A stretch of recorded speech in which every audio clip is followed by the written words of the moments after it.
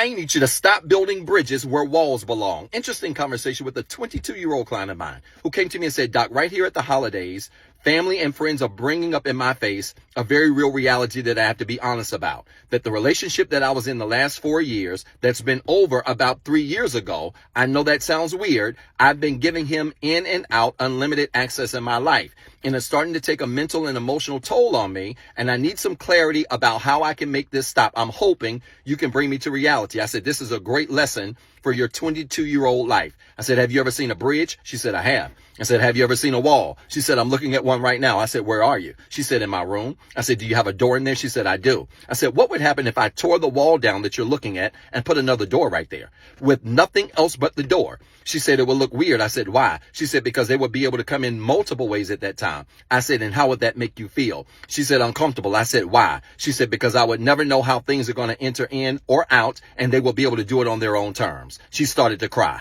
I said, ma'am, a wall isn't harsh, it's healthy. A wall is not punishment, it's protection. And anytime we live our lives trying to put up doors where walls belong, we ultimately end up uncomfortable. I said, young lady, stop building bridges where walls belong. Because anytime you try to make it work with something or somebody that needs a wall, you end up creating doors that build bridges for unlimited and unhealthy access.